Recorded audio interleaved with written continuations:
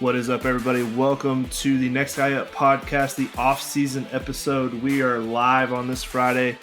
We've got something special cooked up for you guys today. Not only do we have round two of the debate between me and Mason, we'll be into our AFC teams today.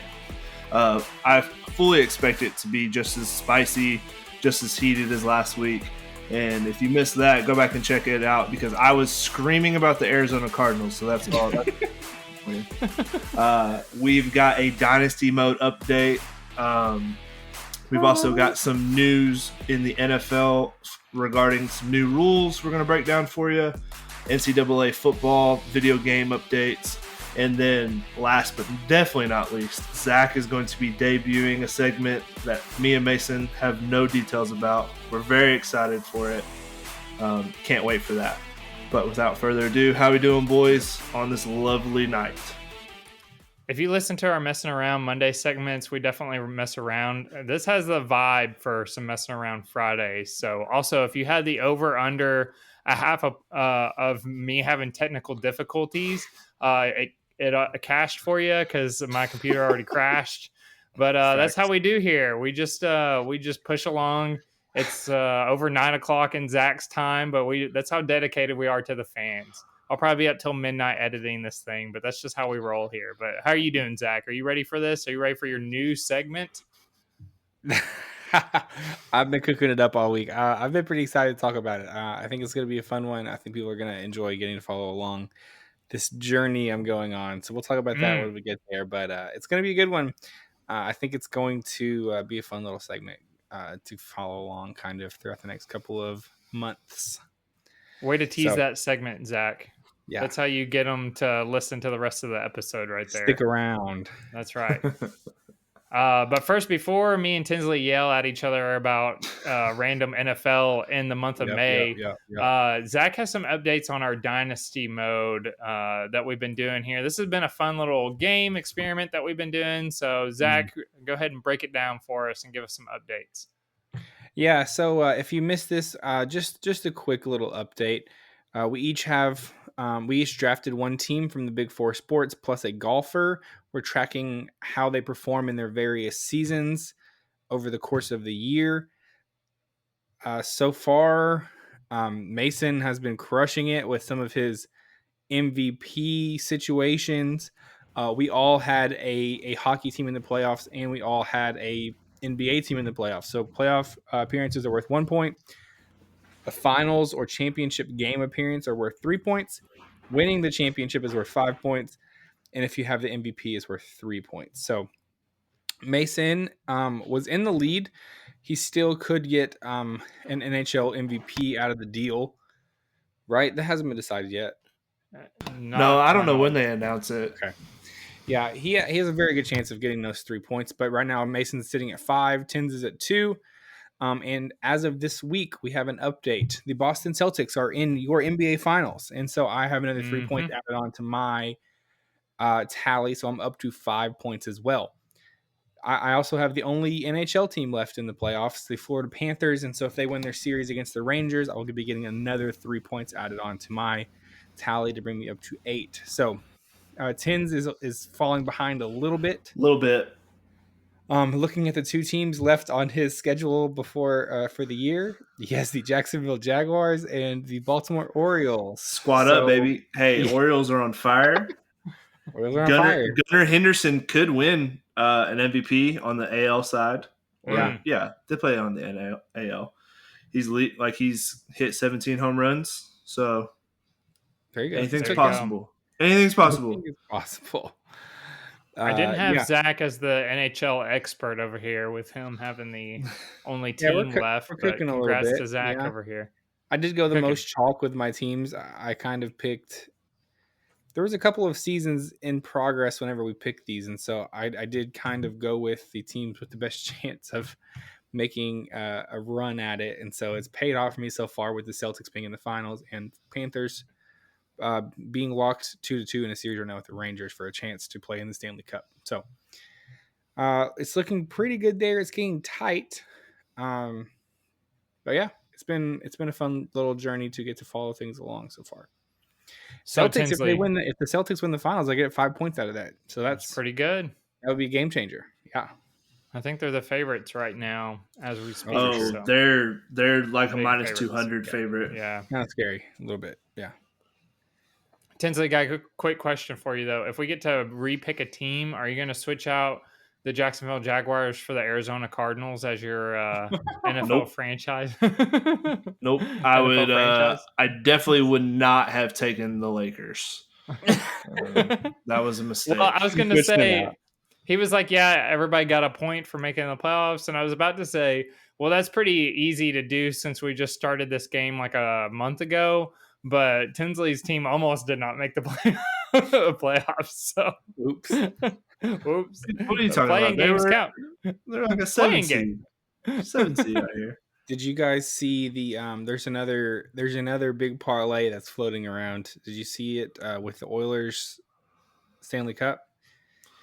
Yeah. That somebody had a ticket for like $23,000. If the Oilers winning the Stanley Cup is the last leg. They had Michigan as the champions. Yeah.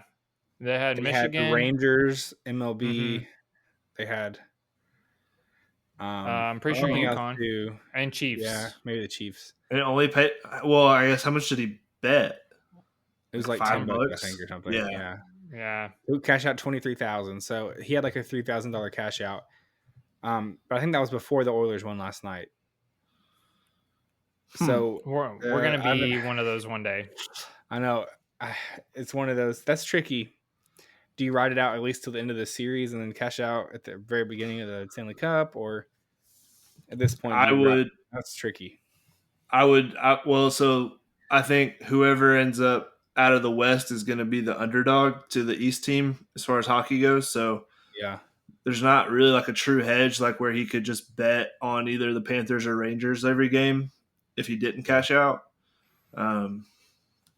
I don't know. That's tough. Hedging's tough when you're talking about like guys like us that bet $10 on something. Like, Are you going to go take $6,000 and hedge it against your other bet to make sure you make money? Like hedging really is like a rich guy thing. Yeah. If you waited till the beginning of the Stanley Cup, you put $5,000 on whoever the other team is, and you're guaranteeing yourself something nice. Yeah. Right. But worst, or you could make potentially. Right. But $5,000 to a guy who threw $10 on a scratch off ticket, because that's what that is. When you go and pick that many different champions, it's just a scratch off ticket. That's all you're doing. That's crazy. I bet you he cashes out, and I wouldn't blame him. I would get there and then cash out, because that's going to be your highest cash out. Unless they it's literally stole like the first two games. Kind of. It's a crazy scenario. I went to bed with the Dallas. Sorry, go ahead. I was just gonna say I went to bed with Dallas Stars up 2-0 last night, and then woke up and they won that game. But we're not going to talk about that team anymore, right, Tins? Yeah, I mean, I don't care what the Oilers do. Good luck to them. There you go. Perfect. Okay, let's move along to some debate. Shall we? But before we get there, one more quick shout out to all of our baseball heads out there. All the seam heads. The seam heads, that they call themselves. Yeah. None of us are knowledgeable enough to really talk about this very much, but I've listened to a couple podcasts and I followed very loosely throughout the year. Tennessee baseball starts postseason play this weekend. So tonight, if you're listening to it on Friday, they're playing Northern Kentucky. And they've got a pretty good draw. So a couple weekends from now, this is maybe one of our best chances to get to Omaha and make a run in a while. So Tennessee has been kind of flirting with some national championships in some different sports. This might be a chance to really, after softball really fell apart last weekend in the 14th inning against Alabama. Yeah, it was terrible. So just a quick shout out there. I think that'll be fun to keep along. If you are a casual fan like me, where you start kind of tuning in around postseason play, then it's about that time. So, okay, we ready for a debate, everybody? Yes, I have Okay. also heard though MLB baseball or not MLB, Mhm. college baseball going to Omaha is like one of the funnest things you can Yeah. do. Apparently, it's just Mm. like that city is just built for that college baseball World Series. It is a pretty electric. It's an electric tournament where it's not quite like the March Madness where it's one loss and you're out, but you're playing Yeah, that's teams of true. really, really different calibers. Like Northern Kentucky is pretty terrible. Like their pitching apparently is just horrible, but they score like their average They runs hit per game is nukes. super Yeah, high. So they like hit like crazy. And so and Tennessee gets to host obviously this weekend, and then they will host next weekend if we get past the regional round into the supers. So and like all the fans travel to Omaha, and so like you're the yeah, crowd is like very like it's mixed. It's not like just one fan base, so it makes it just like I don't know. I see clips of it every year. I'm like, man, it seems really fun. I will say that high pressure baseball is one of the most anxiety inducing activities imaginable. Mm. Whenever, like, at least other sports like soccer or like hockey or baseball, this everything, or not baseball, is like there's always things going. Yeah, Baseball is there's so much dead period, and so I've not played baseball like competitively ever, and I didn't grow up watching very much. So when I do turn on a baseball game, it stresses me out pretty hardcore. I like to be in it and kind of be able to be high energy, and it's really hard with baseball. It's much different than watching basketball or football. Different experience. Sounds like the next guy at podcast needs to go to Omaha and do some content out there for the fans. That would be great. Take a business You trip, should see use our some of the PTO. Lindsey Nelson stadium ticket prices were getting passed around Twitter, and tickets were going for like $3,000 or $4,000 to get in to the stadium. It's a pretty small stadium as all things considered, and Tennessee fans are excited. So okay, so let's go ahead and get into the debate. We have the AFC this week. The boys have both selected an AFC team that is not the Chiefs or the Ravens. Those are the top two teams projected to. Those are the top two odds-on favorites to win the AFC. So win the Super Bowl. So we picked one team that's not one of those, and we are going to argue with each other to see which one they think has the best chance of winning it all. Tens, just to recap, kind of yes, our setup here. We're going to do opening statements. We're going to give arguments.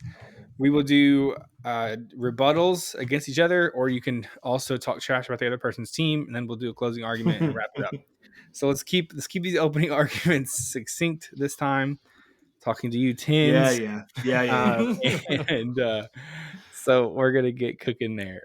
I was Mason, prepared for mine to be the short one with my notes when Mason said he had 7 talking points. I was like, okay, well then I can do mine really quick, but then he had them spread out. So we live and we learn. okay, I'm ready to Mason is go. gonna go Yes. first because Tins went Ooh. first last week. So Mason, please provide your opening argument and your choice of team. Ladies and gentlemen of the jury, I apologize for last episode for picking a team that was more of a favorite. This Coward. time I'm going with I'm not a coward. I'll pick a long shot here, and I'm picking a team with a plus 5,000 chance to win the Super Bowl, a team that made the playoffs last year, and that team is the Pittsburgh Steelers. Wow. Let's start with the head coach, shall we? Mike Tomlin is the longest tenured active head coach in the NFL, having been with the Pittsburgh Steelers since 2007. Mike Tomlin holds the record for the most consecutive non-losing seasons to begin a coaching career with 17, and has never had a losing season. Only Tom Landry and Bill Belichick have had longer such streaks at a point in their coaching careers. Wow.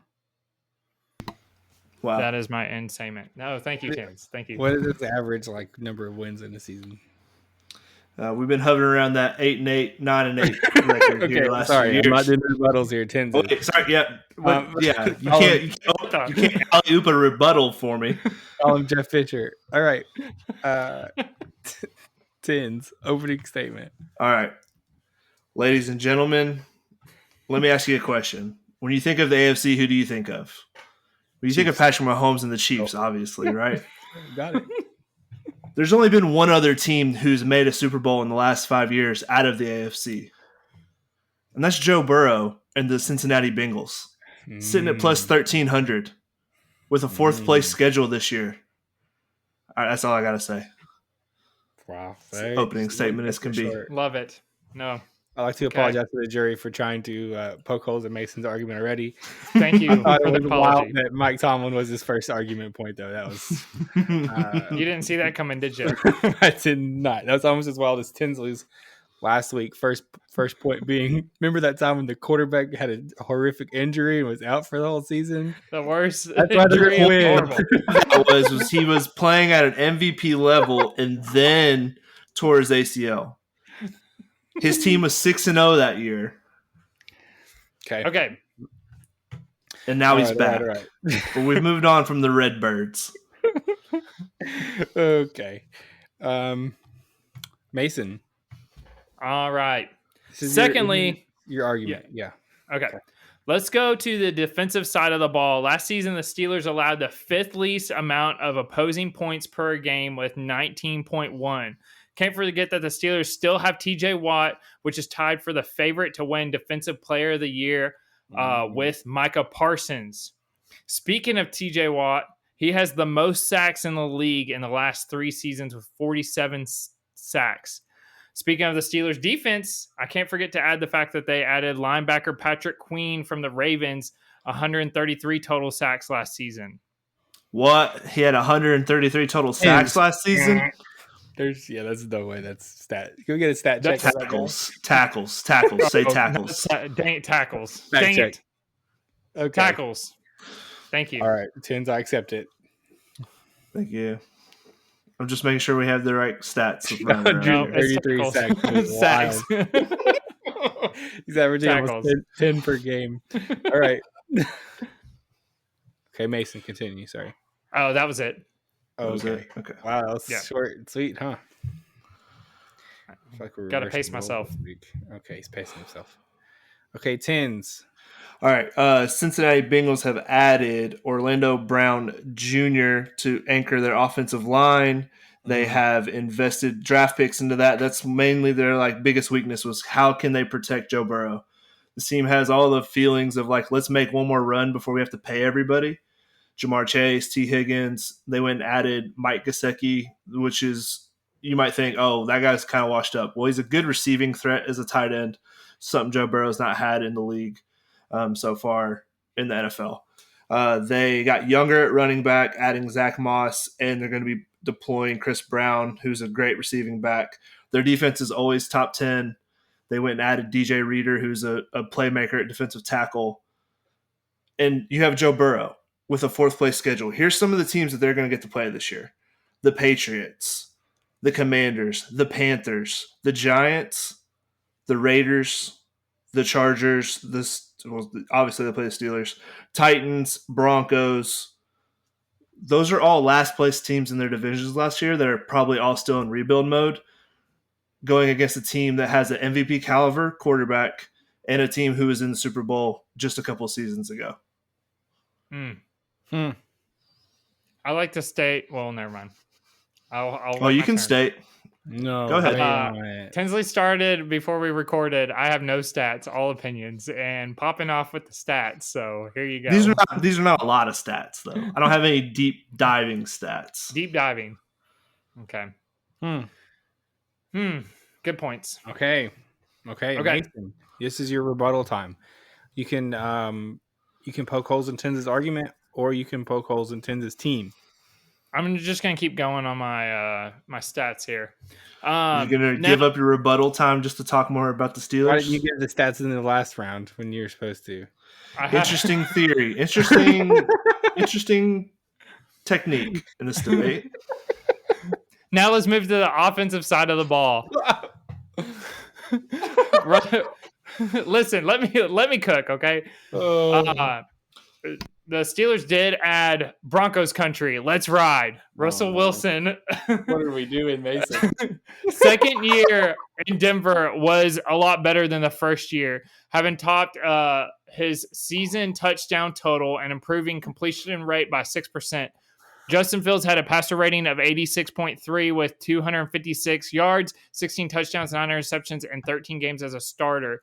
With Fields only playing 13 games, he still came second in rushing behind only quarterback Lamar Jackson.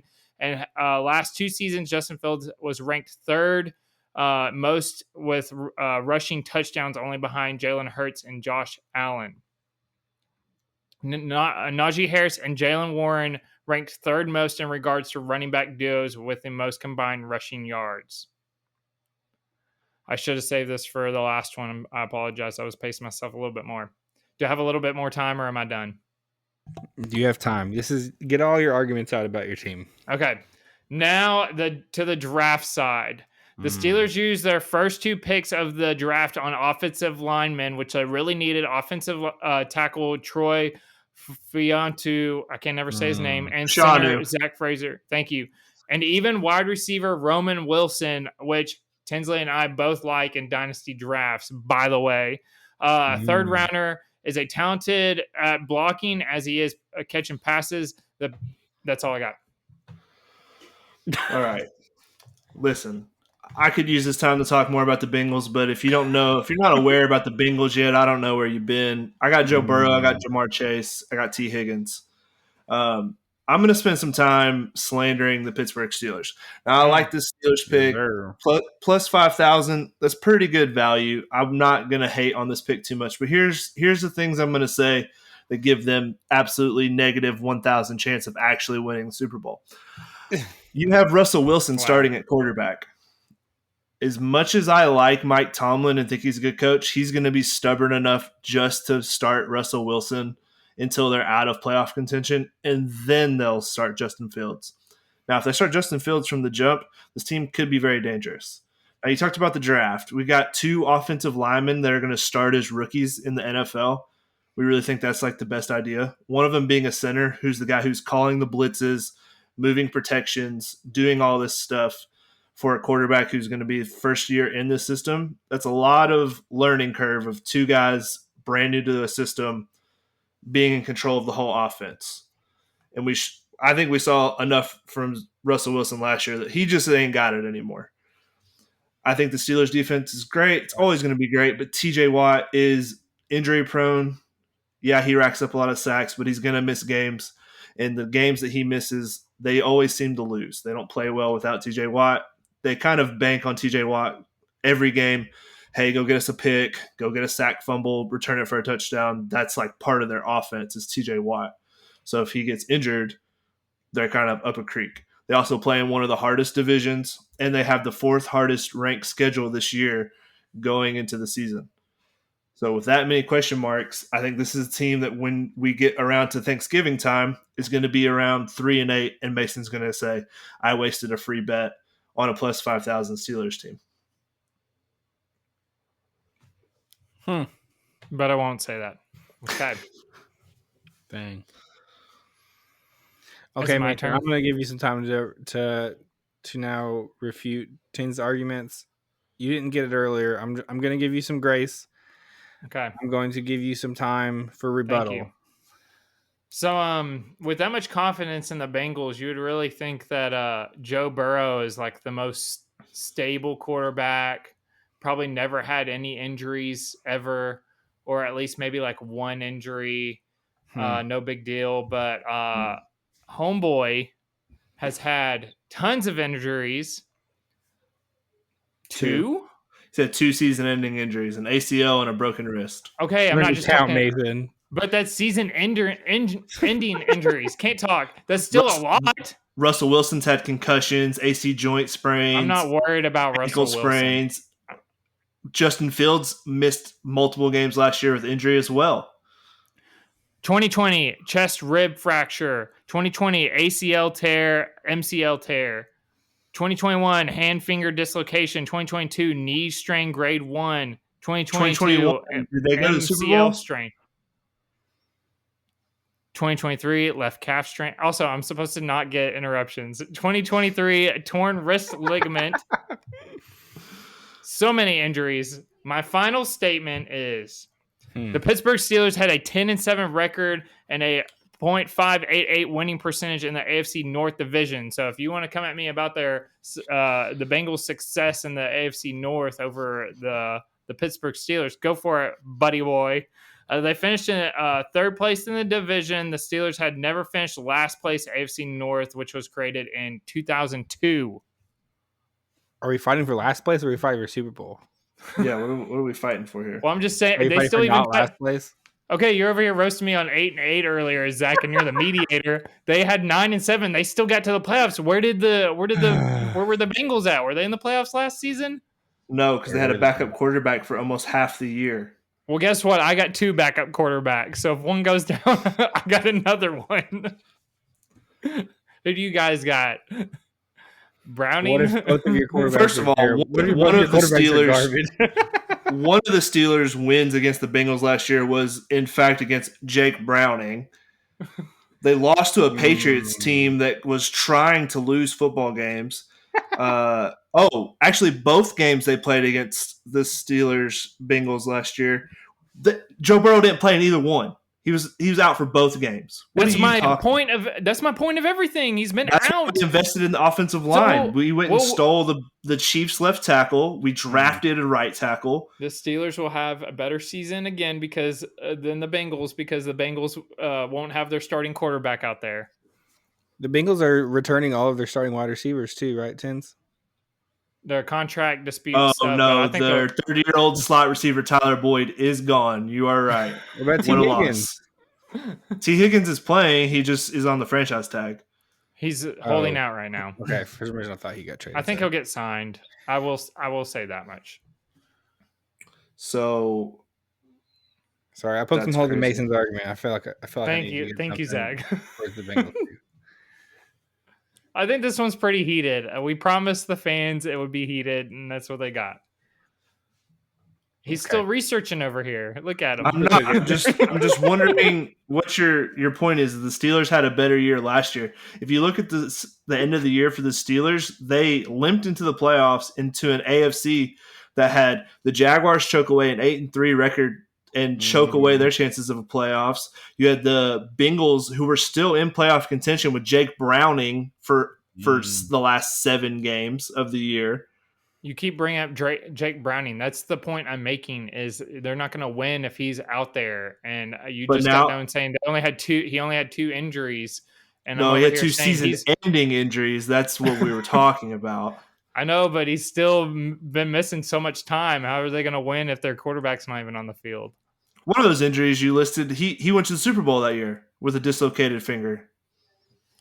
So Mason's whole argument is Joe Burrow's going to get injured. Joe Burrow's going to have a season-ending injury. That's the only way the Steelers win this bet.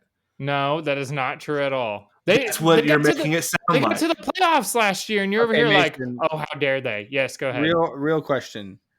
Do you believe in Justin Fields?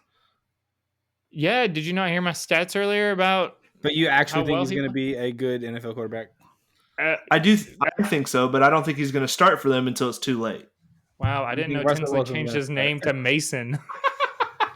I agree. Like, I think Justin Fields is good, and if they would start him from the beginning, I would probably have less holes to pick on Mason's argument here.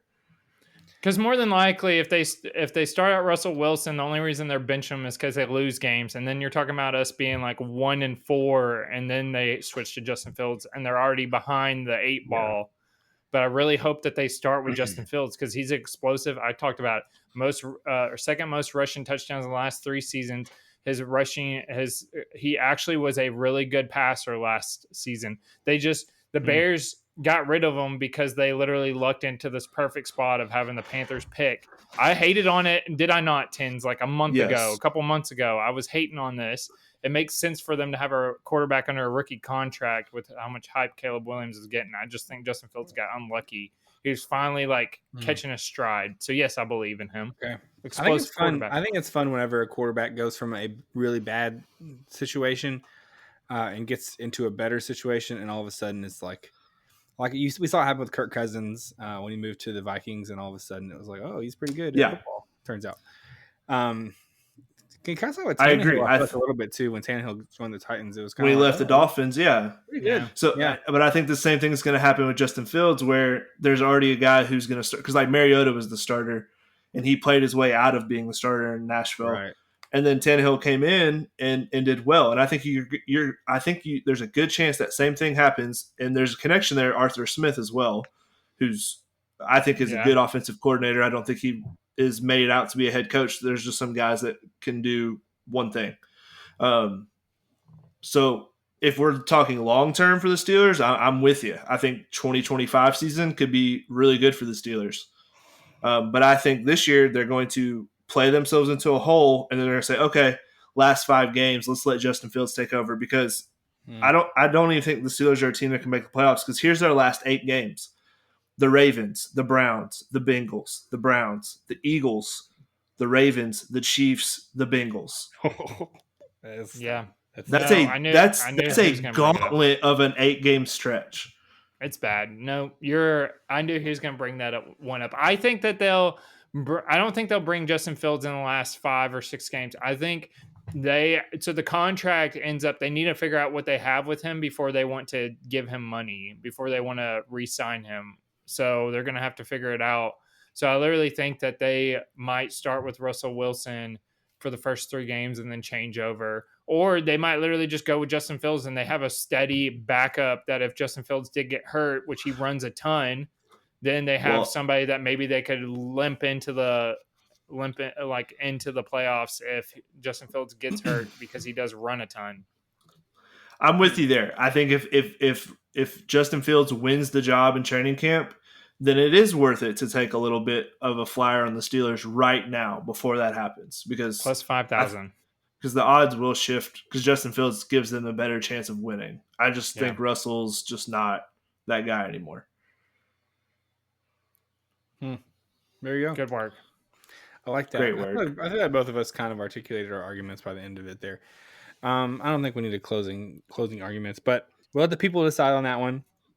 Whether we think the Steelers or the Bengals have a better chance of winning the Super Bowl. The Bungles.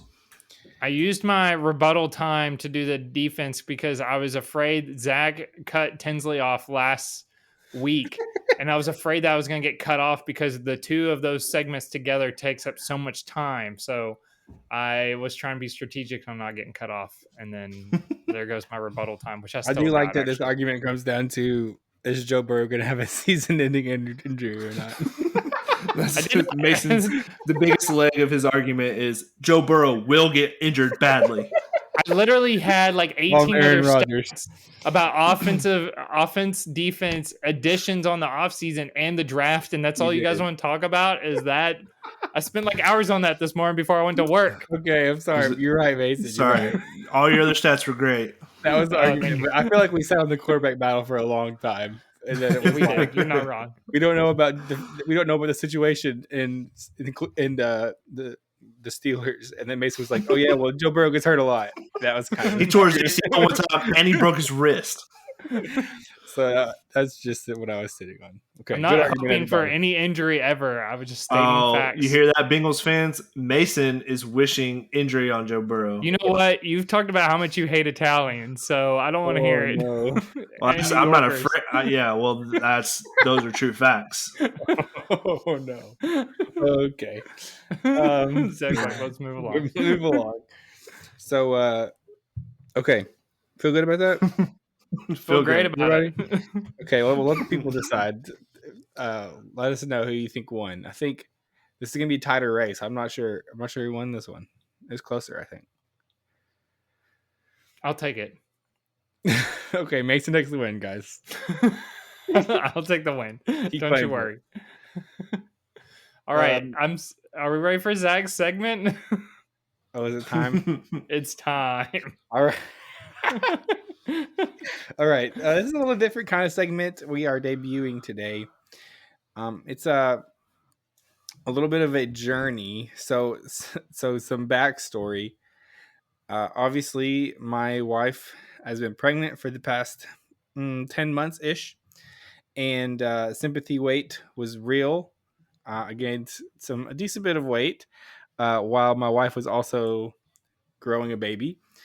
And so now we're starting the journey to get back to pre-pregnancy me. So I'm announcing today to all of you people in podcast land out there that I am training for a half marathon, and I will be giving some updates on the pod as we go. So I'm calling this segment "Fat to Fast."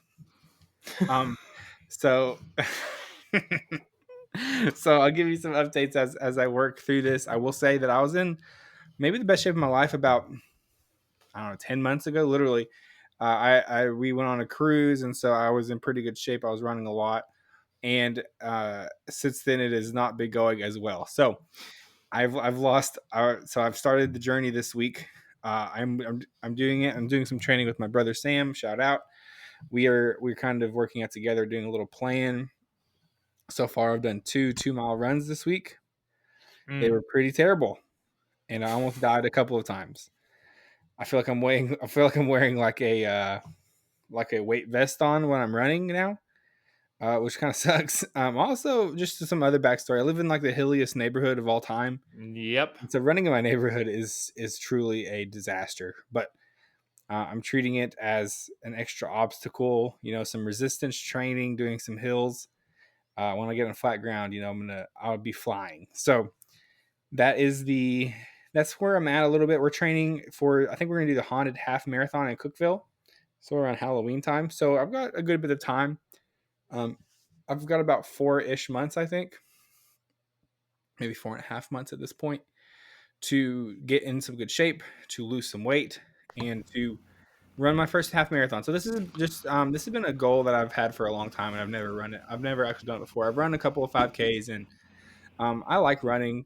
You wouldn't know it by looking at me probably, but I do enjoy running. It's a fun thing, and so I'm going to go for the half marathon thing. And I thought it'd be fun to make a little segment on the pod so I can be held accountable a little bit. So if I tell you all I'm doing it now, I can't just back out of it tomorrow and be like, whatever.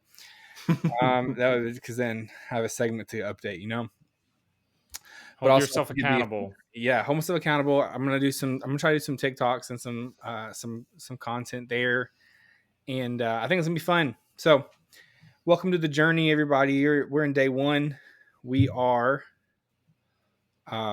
starting literally from zero. So from the ground up, baby. My first run this week, it was the first time I'd run in a very long time, and you could tell it was horrible.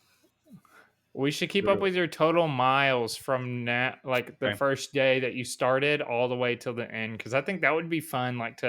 So we're at 4, right? Did you do 2-mile runs? Yeah, I have 4 miles. I have my 3-miler on Saturday.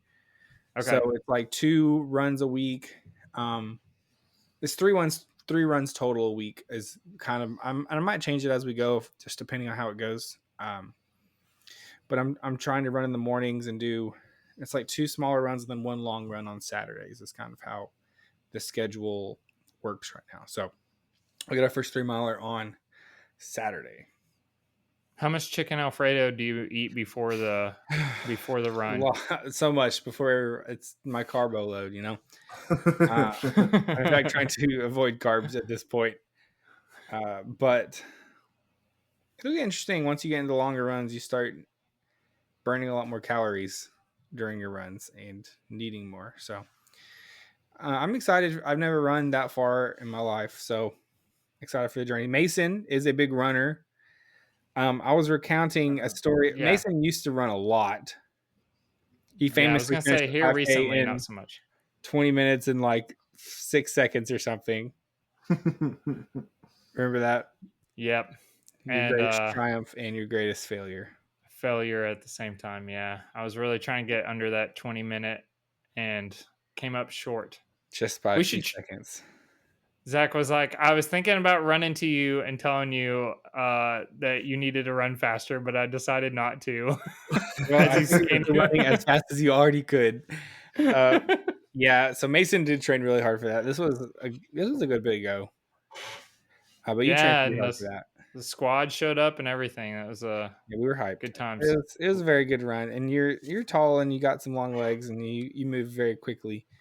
We also were talking about this one time where Mason just casually said, "Yeah, I ran on the treadmill I watched an entire NBA game on the treadmill just for fun." And I was like, what a freak. Just like it was a normal thing. Like What a people would weirdo. just do that. Yeah, he was listening. We went to the gym and was like, "Yeah, let's just watch this NBA game. Run on the treadmill. No big deal." And you said in the text message, you said that would be my biggest accomplishment in my life or something like that. He said like, "Oh yeah, I forgot about that." I was like, "That'd be my greatest athletic accomplishment of my life." So that's where we're at. So Mason's going to coach me up a little bit. It's been a minute since he's been out there, but yeah. Mason, how do you think about my training schedule? I have one shorter one like on a Monday, or usually Sundays are rest days, so it's like one shorter one on a Monday, and then Wednesday is some kind of usually like doing some interval training or doing some like speed kind of tracking your pace and things like that, but a little bit longer. And then Saturday's your long run, and then Thursday and Friday it leaves some room for like cross training or riding a bike or going on walks, stuff like that. No, I like that a lot because you definitely, I think the biggest mistake. So I actually trained for one. It was actually the same one you're running. Tinsley knows it very well because I pulled something in my calf like the day before. And so we went and ate biscuits and gravy instead of going the chocolate gravy. It's not even, it doesn't even exist anymore. What was the name of that place? Nope. Shoot. The All Good Quick Stop? Stop and Go or Quick Stop or something like that? Something like that.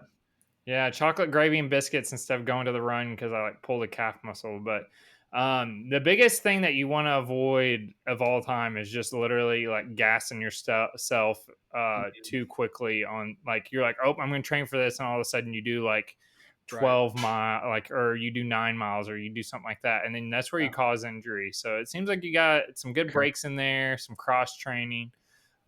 Start with the 2 miles and you'll work your way up. So I like it. Okay. Maybe I should do a little bit with you.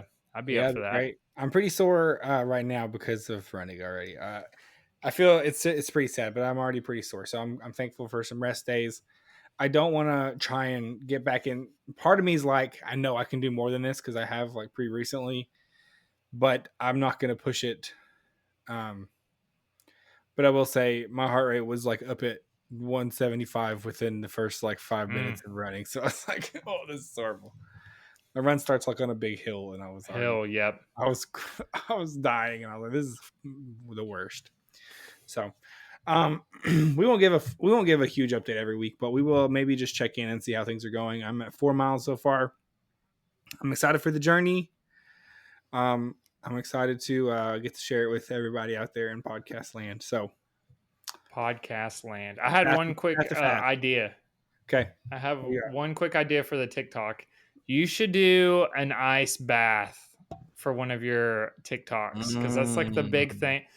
I keep hearing like mixed research. A lot of people say it's like really good, especially to start your day, but it would be entertaining, would it not, to see Zach do one of those ice baths for like just be like miserable. A cold plunge? Yeah, cold plunge. Yeah. I'm sure that would be fun content for somebody. Not for him. Yeah, I wouldn't be that would be fun content. I wouldn't be opposed to that for sure. You guys remember that time when Mason still has a bunch of punishments he has to do? Yep, I was wondering if anybody was going to bring that up. When is the NASCAR one? I was just waiting on y'all to, get that one set up for me or help me out with that one. We'll get it on the schedule. It was Daytona, right? Did we already miss it? Whoops. There's more. That's all right. Yeah. NASCAR's got a bigger race every Sunday, all summer long, buddy. They're all the same race. It's all everybody's turning left. You're gonna get the NASCAR community at us. I think I have 3 punishments. So Maybe you should do the polar Which you brought on plunge. yourself. No one was like, you know what, we should do a punishment for That's my favorite failed part of it bets. all. Yeah. I was trying to get listeners. No, you just have to do punishment. Man, I you just just have to punish do yourself. punishment. It's funny. Maybe I'll just do the cold plunge with you. That will count as one of mine. It will count as training for you you, feel, punishment you for feel me. like a cold plunge guy. I don't think I've ever done it for fun. We've done like fish and disc out of Cane Creek. That's Not necessarily. true. Yeah. That was pretty cold. All right. Well, that sounds like a pod to me if it sounds like a pod to you guys. So let's wrap things up here. We appreciate everybody. A little bit different this week. I liked it. It threw you guys a curveball here. But thank you for everybody for listening. Check out our Messing Around Monday episode. And just check us out on social media. And we hope you guys have a wonderful weekend. See ya. See ya.